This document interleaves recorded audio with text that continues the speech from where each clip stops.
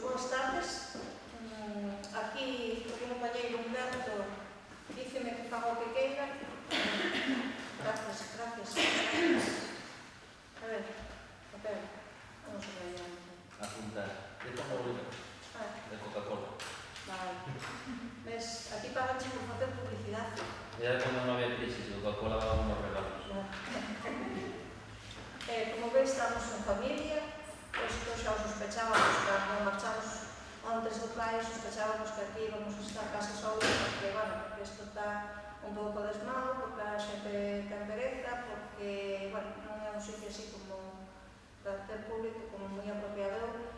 O que teño que dicir é que teamos onde teamos.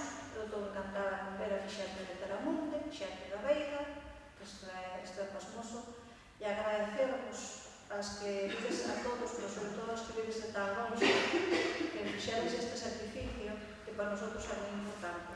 Como xa expliquei a Eva alguna vez, este é o primeiro ano da arribada, dedica un día inteiro a nosa fala, a nosa zona. De alguma maneira estamos un pouquinho cansados de que sempre non se nos ignora de todo, é porque andamos moito detrás de quen temos que andar. Bueno, algo se nos sinte. Se nos pouco. Un exemplo que vou poñer é que o ano pasado, cando se fixo o primeiro encontro de escritores na Veiga, que todo moi ben, é moi de agradecer, e eu penso que, bueno, que se moveron as cousas como hai con novelas. Despois, na Semana das Letras, non aparecemos para nada. Entón, de alguma maneira, arrincóanos tamén, non digo que haxa nada intención, Deus me libre, non digo eso. O que pasa é que parece que traemos detrás de nosotros sempre a mesma historia, a mesma tradición de ser xente que parece que non conectamos con isto, que non conectamos co centro de Asturias, que Asturias non é nada máis que o centro. Asturias, además, eu penso que é unha comunidade eminentemente rural, porque a xente que hai en Oviedo e a xente que hai en Gijón, a maioría, a inmensísima maioría de origen rural. Así que eu supoño que de alguma maneira, pois non sei, temos que facer o posible, e vamos a facer o posible, xa o empezamos a facer, e vamos a facer o posible por estendernos hacia todos os sitios. Aquí o coordinador da arribada, Humberto, a secretaria técnica, que é Maite, xurgue que é un amigo da casa. Botamos mal de pouco, porque sempre. Boa presentación. Sí, non, claro. É que sí. Non sei como foi Alberto. Marchou, Alberto Peña, marchou. Bueno, que, bueno, estamos empeñados en que a arribada soe e que soe en algún sitio máis que en internet. Así que moitas gracias por estar aquí.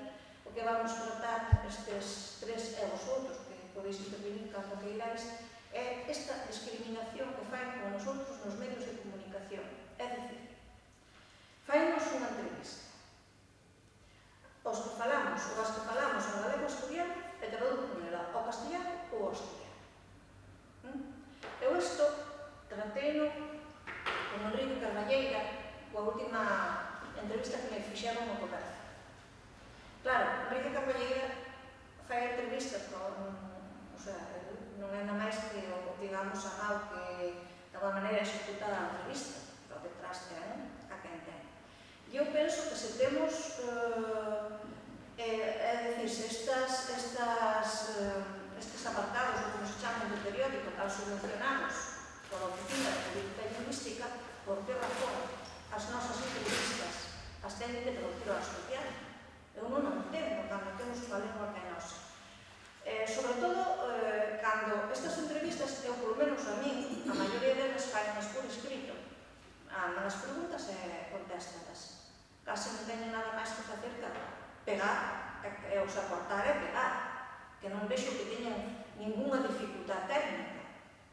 Porque a mí dicíame que, bueno, que non teñen ningún traductor que sempre non fai falta traducir.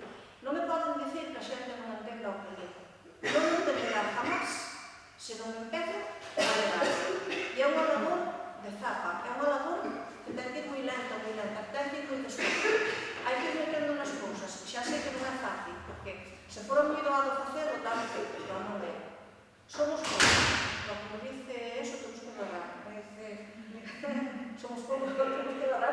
así, tal. Así, despois, claro, pasan tamén cousas como me pasou a mí unha vez, me digo en que entrevista, que eu dixen que no Occidente a xente da miña edad éramos diglóxicos, porque a verdad que falamos e entendemos, pero non escribimos, e despois puñeronme que éramos disglóxicos. Entón non sabes a burrada dixen eu, ou a burrada que a dixo outra persona. Entendeis? E este é o tema. O sea, que temos